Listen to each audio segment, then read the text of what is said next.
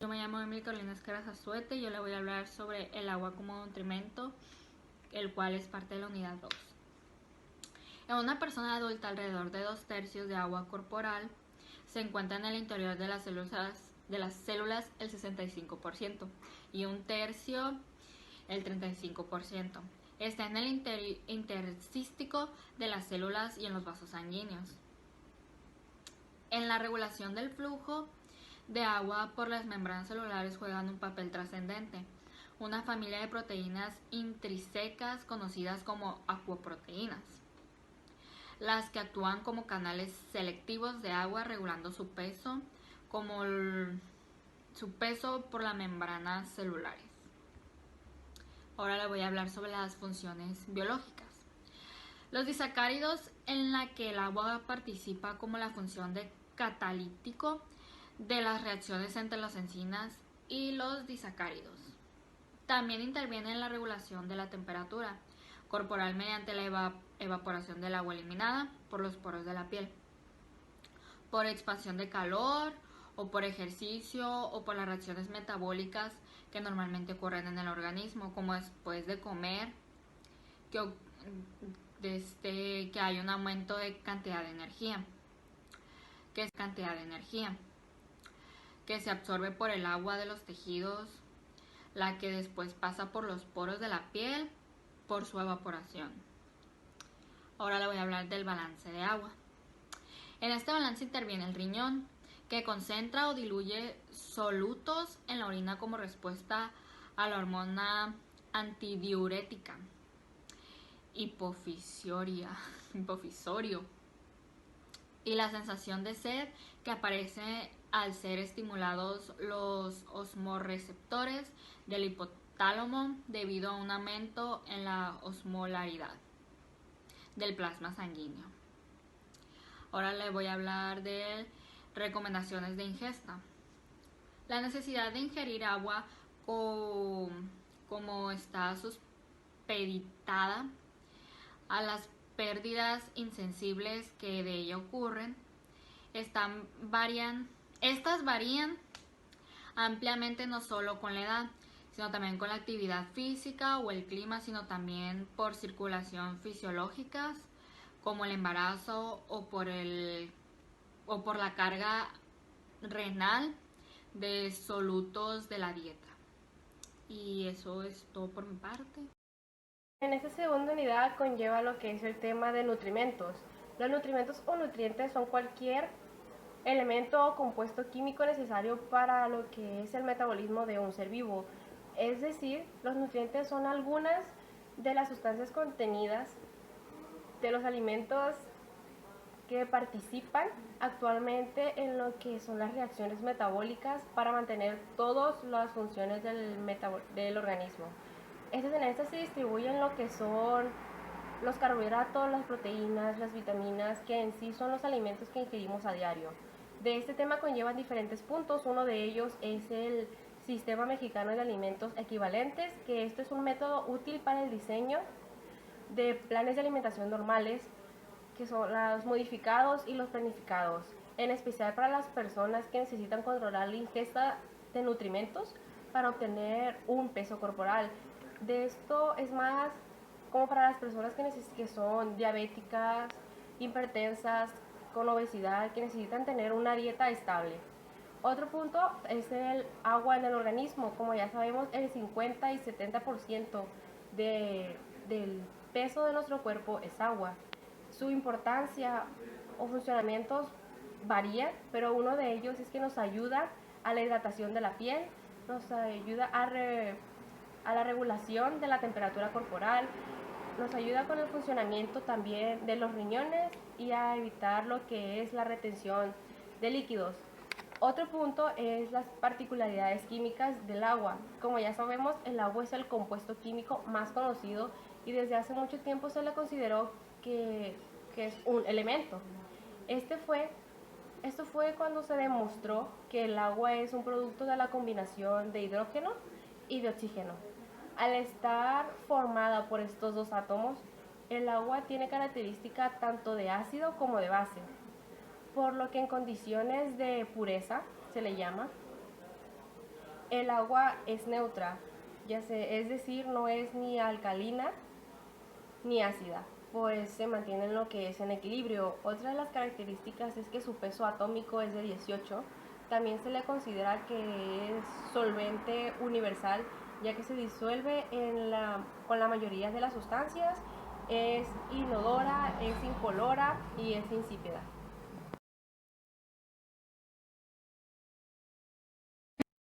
Mi nombre es Luzmel Guerra Valle y voy a hablar sobre el tema de evaluación de un estado nutricional. Salud y nutrición son condiciones inseparables e interdependientes para la vida productiva. Esta particular simbiosis permite hacer referencias acerca de una condición nutricia de una persona o de una colectividad y por indicadores de salud y bienestar, pues el acceso de una alimentación adecuada, variada y suficiente son indispensables para el desarrollo de niños y adultos, para restaurar pérdidas diarias de nutrimentos y reponer las reservas orgánicas ante el gasto nutrimental. Ok, vamos a empezar con esta evaluación, que empieza por los datos personales del paciente, que empieza con el nombre, que es Robles Quevedo Ana Luisa. Luego sigue la edad, tiene 53 años, sexo femenino, profesión es abogada, fecha de nacimiento el 4 de agosto de 1966, estado está casada, lugar de nacimiento Navolato, Sinaloa, y actividad física una vez a la semana, solo 30 minutos. En esta encuesta dietética recabamos el recordatorio de 24 horas, que es todo lo que haya ingerido el paciente en un día.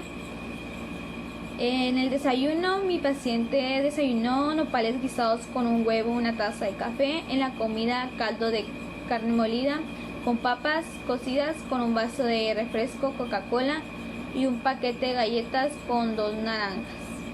En la cena, hot cakes cocidos, 2 piezas con un vaso de leche entera. Bueno, pues luego sigue lo que es el cuestionario de frecuencia de consumo. Este consiste en un cuestionario donde se identifican alimentos y se pregunta la cantidad y la frecuencia que se ha consumido tal alimento. Empezamos con la carne, cualquier tipo, que es la cantidad de una pieza, una vez por día, 2 por semana y 8 por mes. Las verduras, 2 piezas de cantidad, 1 por día, 5 por semana y 20 por mes. Las frutas, 2 unidades, una vez al día, 4 a la semana y 16 al mes. El queso, un pedazo pequeño, una vez al día, 4 veces a la semana y 16 al mes. El yogur, un vaso de cantidad, una vez al día, 5 veces a la semana y 20 al mes. El huevo, 2 piezas, que es una vez al día, 2 veces a la semana y 8 veces por mes. Grasas, cantidad mediana, que son una vez al día, 2 a la semana y 8 al mes. Los azúcares, un cuarto de cantidad, 2 veces al día, 5 veces a la semana, 20 veces por mes. Las sopas, una pieza, una vez por día, 2 por semana y 8 por mes. Legumbres medio es una vez por día, 4 por semana y 16 por mes. Cereales, un plato, una vez al día, 7 veces a la semana y 28 al mes. Comida chatarra, 2 piezas, una vez al día, 5 a la semana y 20 al mes. Podemos observar que mi paciente ingiere más cereales, azúcares, verduras, yogur y comida chatarra, y ingiere menos carne de cualquier tipo. Luego sigue el cuestionario, que es de bebidas, que comenzamos con el agua, que son 3 vasos de cantidad, 2 veces al día, 7 por semana y 28 por mes. Sigue el café, que es una taza de cantidad, una vez al día, 7 a la semana y 28 al mes. El refresco, un vaso, una vez al día, 7 por semana y 28 por mes. Un té, que el té es caliente, una taza de cantidad, una vez al día, 7 por semana y 28 por mes. Bebidas con sabor artificial, ninguna. Power o sueros, alguna bebida energética, También tampoco no ingiere leche entera, un vaso de cantidad una vez al día, 5 por semana y 20 por mes. Jugos naturales, un vaso de cantidad una vez al día, 4 por semana y 16 por mes. Power o sueros, alguna bebida energética, también tampoco no ingiere leche entera, un vaso de cantidad una vez al día, 5 por semana y 20 por mes. Jugos naturales, un vaso de cantidad una vez al día, 4 por semana y 16 por mes. Como podemos observar, mi paciente no lleva una dieta balanceada, variada y suficiente. Esto por mi parte, muchas gracias. Buen día, mi nombre es Carla María Carrillo Robles y yo les voy a hablar sobre los siguientes 3 puntos, continuando con el tema de la evaluación nutricional, que es la evaluación clínica, la antropometría y métodos bioquímicos. Vamos sobre el primer punto, que es evaluación clínica. La evaluación clínica incorpora medidas tanto bioquímicas, filosóficas, antropomédicas, mentales, entre otros. Esto se hace con la finalidad de plantear un buen diagnóstico a través de problemas nutricionales. En ese apartado se busca más que nada en un paciente anotar los datos de signos vitales y también los signos y síntomas. Les dejaré un ejemplo por aquí. Pasamos al siguiente punto, antropometría. Pero, ¿qué es? Estudia las porciones y las medidas de un cuerpo humano. Y entra nuestro querido amigo IMC, índice de masa corporal, que es un número que se calcula con base en el peso y la estatura de nuestro paciente. La fórmula es IMC igual al peso dividido entre la estatura elevado al cuadrado. Y nuestro paciente de sexo femenino presenta un índice de masa corporal de 32, lo cual lo buscamos en el índice de masa corporal de 32, lo cual lo buscamos en la tabla de medición y nos indica que tiene un obesidad tipo 1.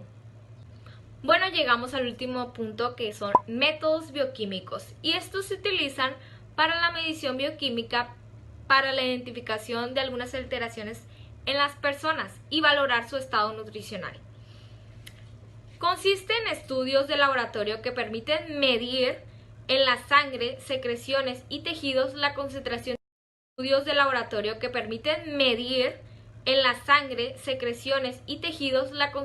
de vitaminas y minerales.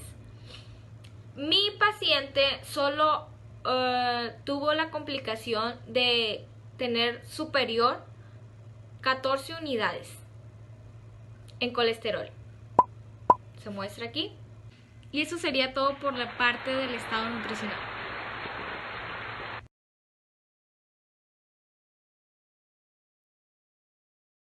Pues en esta unidad aprendimos mediante términos y conceptos como lo es el metabolismo, que es una serie de procesos bioquímicos que genera el ser humano, lo que le da el desarrollo, el crecimiento y la preservación de la vida. También vimos el metabolismo energético, que es una serie de reacciones bioquímicas que produce un organismo transformando la energía de los alimentos. Puede transformar en energía eléctrica, mecánica, térmica u osmótica, lo que da como resultado, por ejemplo, el movimiento o la temperatura corporal. Aprendimos lo que significa caloría, que es la unidad para medir la energía, y descubrimos lo que es el balance de la energía, que es cuando una persona tiene el mismo consumo energético y el mismo gasto energético. Del balance de la energía se derivan dos, que es el balance positivo y el balance negativo.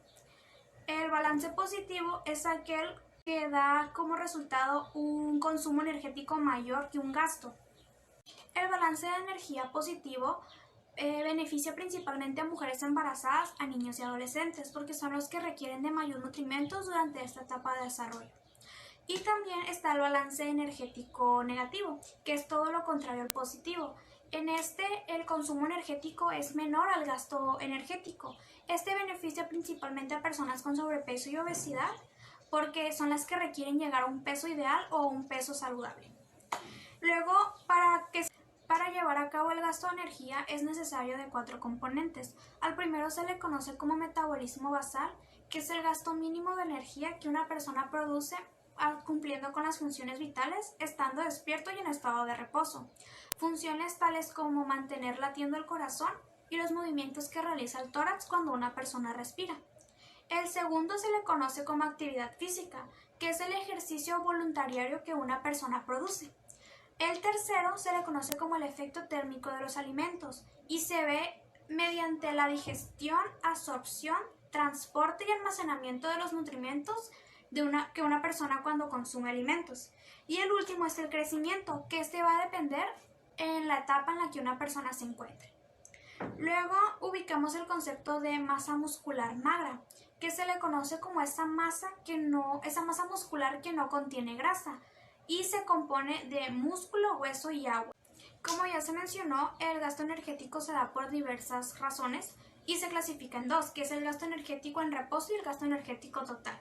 El gasto energético en reposo es aquel que se da manteniendo las funciones vitales y de las cuales una persona no se puede dar cuenta, como lo puede ser la circulación de la sangre, la respiración, los latidos del corazón, y se identifica mucho con el metabolismo basal. Para conocer el porcentaje exacto del gasto energético en reposo se suma el metabolismo basal y el efecto térmico de los alimentos. Y está el gasto energético total, que es aquel que suma todas las actividades realizadas por una persona, tanto sean conscientes o inconscientes, como lo es si corres, si caminas, si subes escaleras, entre otras. El porcentaje total se conoce si sumamos el metabolismo basal, el efecto térmico de los alimentos y la actividad física realizada por la persona. Y concluyendo con esto, ¿por qué es importante la actividad física de la salud? Pues como ya conocemos, tenemos que tener un balance energético, manteniendo un gasto y un consumo energético equilibrados, para encontrarnos en un rango que se le conoce como normal o saludable. Si bajamos de esto o subimos de esto, puede afectarnos en la salud. Otro punto es que la actividad física ayuda con los procesos vitales, como lo es la circulación, la respiración o la digestión. Gracias por su atención.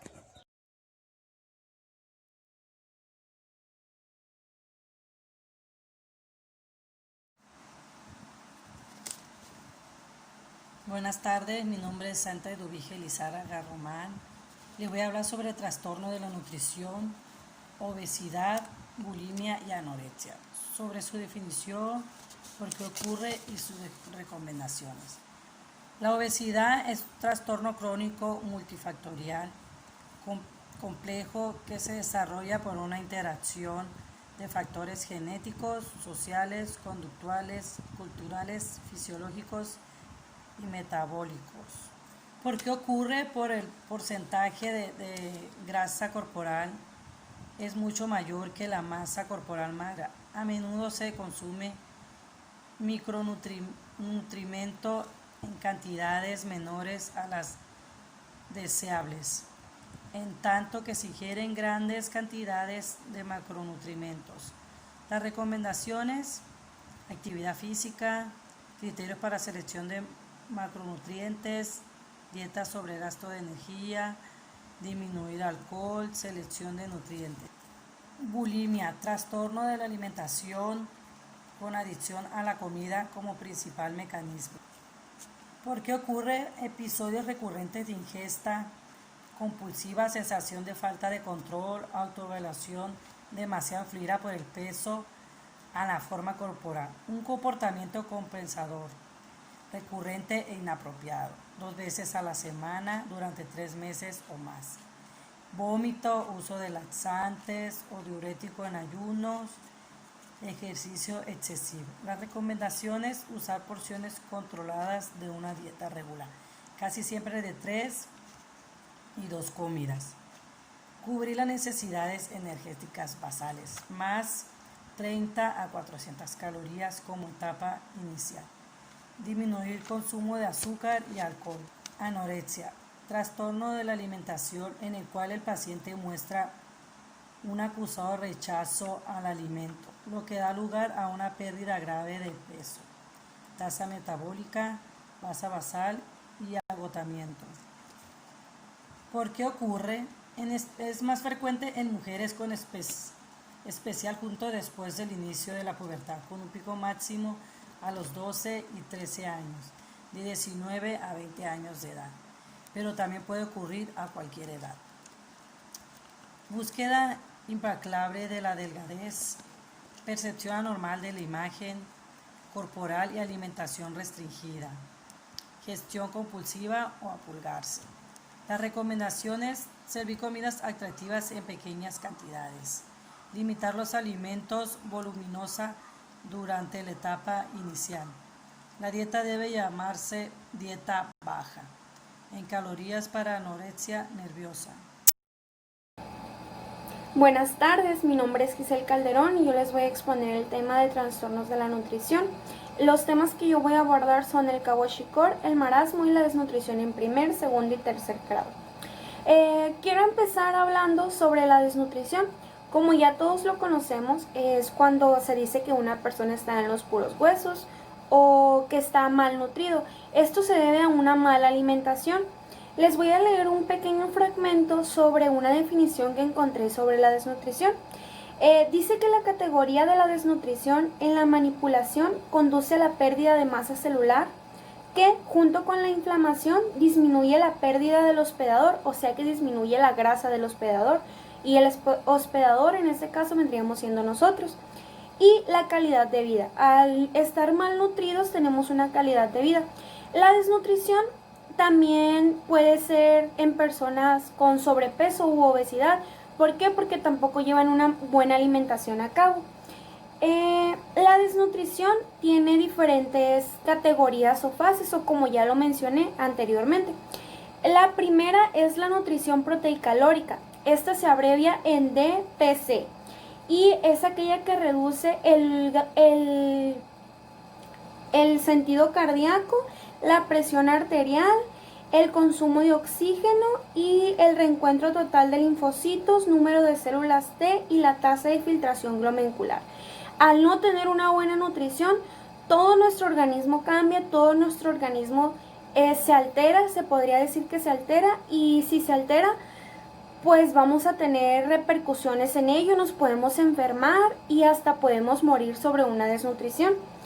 La desnutrición es la principal causa de muertes en niños en países que van en desarrollo. Y hay dos formas de llamar a la desnutrición. La primera, que es la forma seca, se le dice que es marasmo.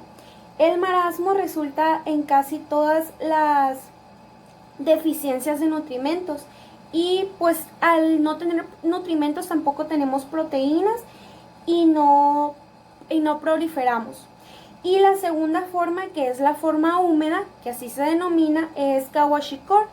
Esta es una palabra africana que significa primogénito, segundogénito, porque aquel que suele desarrollar el trastorno de la desnutrición después de la llegada de este, y cuando pasa esto, la leche materna se sustituye por otros, para que nos entre otro tipo de nutrimentos, pero pues obviamente de más baja calidad. Cuando se tiende a tener las dos maneras de desnutrición, se dice que tenemos un kwashiorkor marásmico. Esto es cuando ya tenemos las dos formas de desnutrición más frecuentes. Otro tema que se me hace importante tocar son los trastornos de la desnutrición, como ya los habíamos mencionado. Existen dos, que son los trastornos de la desnutrición leve. Estos proporcionan suficientes calorías y proteínas con incremento gradual para satisfacer las necesidades de nosotros. La dieta debe proporcionar hidratos de carbono, o sea que tiene que estar balanceada para las necesidades de nosotros los humanos. Y también están los trastornos de la desnutrición graves o caquexia, esa palabra. Inicia el tratamiento con glucosa intravenosa. Creo que esta es más grave porque se añade en forma gradual la leche, tratando de que todos los nutrientes se absorban a través de la sangre, entonces hace que esto trabaje más rápido. Otro tema que es que creo que es importante tratar es la composición corporal, o sea, qué pasa en nuestro organismo cuando nosotros no estamos consumiendo los nutrientes necesarios en esas enfermedades que yo estoy tocando, que es la desnutrición, el kwashiorkor y el marasmo. El agua corporal total disminuye, o sea, hablando en calóricamente y en proteínicamente. El agua corporal, el agua extracelular, el potasio corporal total y la proteína corporal total. Se hace un desbalance sobre todo nuestro organismo.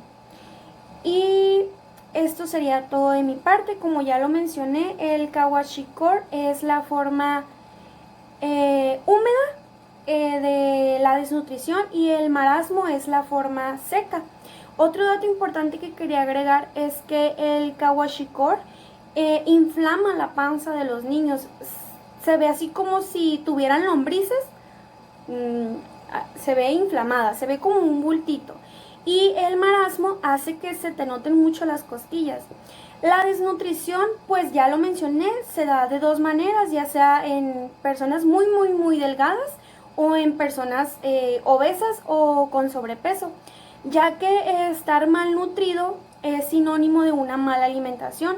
¿Qué pasaría si nosotros como enfermeros, quiero tocar ese tema, qué pasaría si nosotros como enfermeros no le damos una buena alimentación al paciente para que éste lo siga? Creo que si no se la damos bien, tendría repercusiones en su desarrollo para salir del hospital o para estar en su casa. ¿Por qué? Porque al no seguir unas buenas indicaciones, este paciente pues estaría perdiendo líquidos, estaría descompensado, estaría en un desbalance con su organismo. Entonces nosotros como enfermeros tenemos que darle indicaciones a nuestro paciente sobre cómo tener una buena dieta. Esto sería todo de mi parte. Gracias.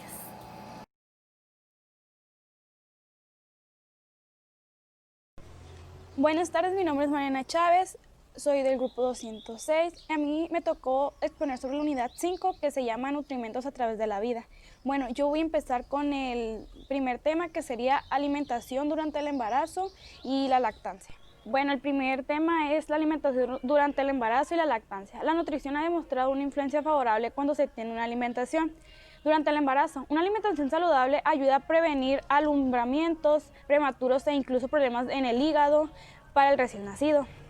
Se tiene una mayor importancia cuando la mujer tiene embarazos con muy poca diferencia de tiempo. Se debe cuidar con más atención a los embarazos que son gemelares. Las recomendaciones durante esta etapa pretenden cumplir con los siguientes objetivos: cubrir las necesidades nutricionales de la madre, satisfacer las necesidades nutritivas que se dan en el crecimiento fetal, o sea, satisfacer todas las necesidades que para el feto, y también preparar el organismo de la madre para que el parto sea exitoso, o sea, para que no se complique en la hora del parto. Tenemos que tener una buena alimentación, ya que podría complicar las cosas. Y también es facilitar la futura lactancia. Como nosotros sabemos, la madre le tiene que dar de lactar a su bebé, pero igual también tiene que ver qué alimentación está bien y qué alimentación está mal, ya que por alguna alimentación, por estar comiendo algo que no debería de comer, eso le puede afectar al bebé, puede pasar algo que se puede intoxicar, puede que le caiga mal, y pues no queremos eso. Por eso es importante prevenir, y también es importante seguir las recomendaciones del médico familiar. El organismo de una mujer embarazada desarrolla un mecanismo que se encarga del aumento del peso ideal para reservar grasa, que se utiliza cuando aumenta la demanda del gasto energético. Esto para que se normalice durante los siguientes meses debido a un anabolismo exigente.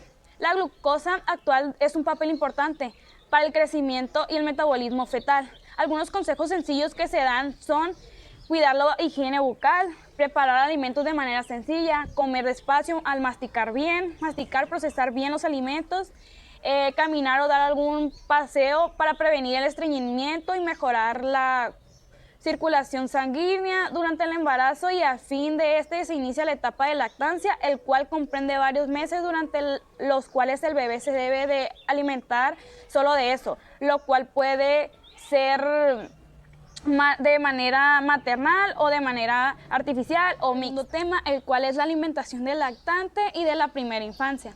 La práctica de alimentación infantil se debe hacer en bases científicas, ya que esta etapa es muy importante, ya que existen grandes necesidades del fruto del ritmo del crecimiento para el recién nacido. El recién nacido no tiene desarrollado lo siguiente: el mecanismo que regula el apetito, los procesos digestivos, la reacción metabólica, las posibilidades de filtración y concentración, el sistema inmunitario. Los objetivos de la base de la nutrición para el recién nacido son cubrir las necesidades de mantenimiento basales. Hasta los 6 meses el bebé puede alimentarse solo de leche. Después de ese tiempo es necesario integrar otro tipo de alimentos y se puede mantener la lactancia hasta el primer año de edad. En niños que recibieron lactancia artificial, integres alimentos y diferentes tipos de leche a partir del 4º o 5º mes.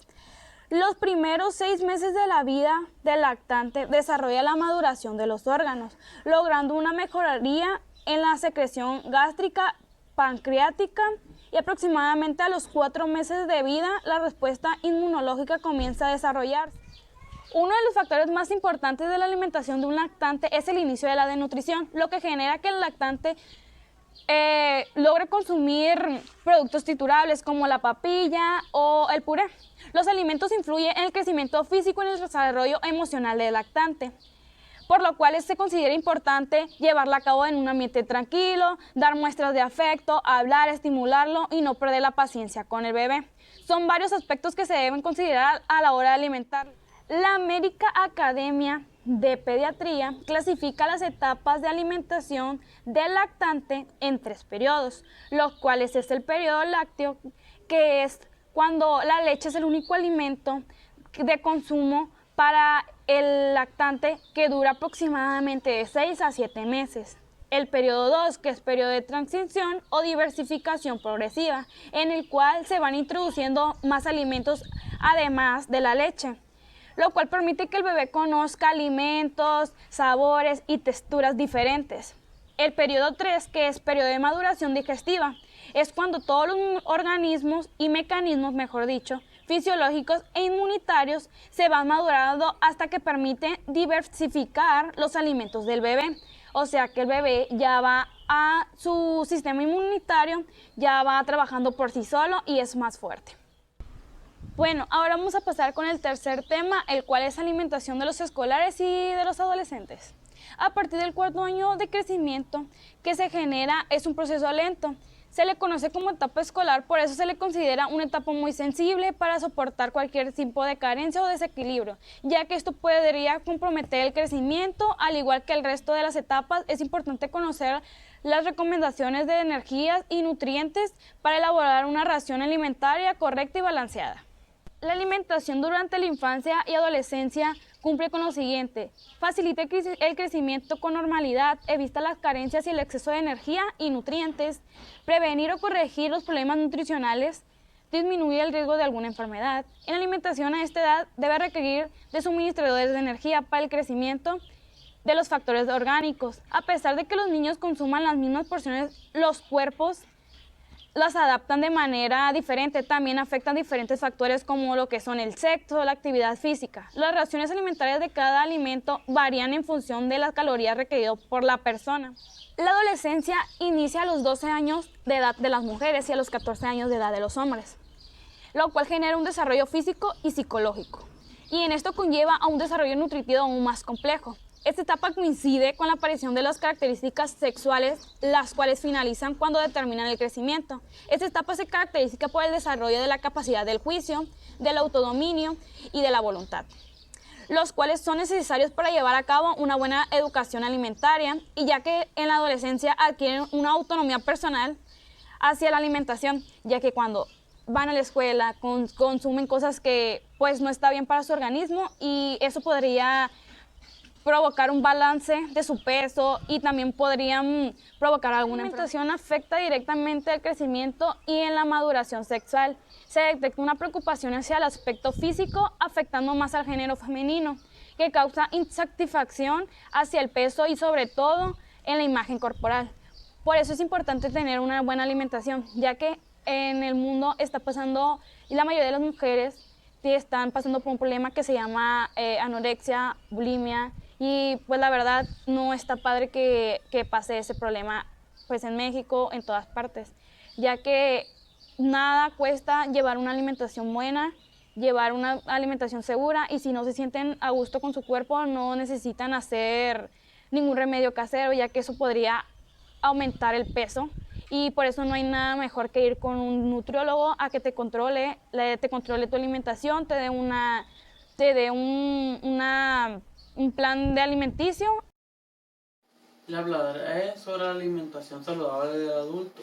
Una alimentación saludable del adulto es aquella que hace posible que el individuo, tanto si es adulto como si está en época de crecimiento, mantenga un buen estado de salud.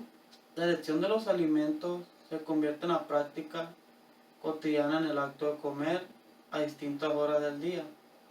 Por esto se puede decir que la elección de las comidas son pues buenas, tanto si tienen como el aporte suficiente de las sustancias nutritivas que son necesarias para el ser humano. En esto se puede llevar a cabo suficiente energía y nutrientes, que sea equilibrada, atendiendo todas las proporciones recomendadas y variada para asegurar tanto los macronutrientes como los micronutrientes. La alimentación equilibrada debe apoyarse en 3 normas fundamentales. Cada alimento debe contener diariamente la cantidad de energía necesaria. Debe tomar los nutrientes energéticos y no energéticos.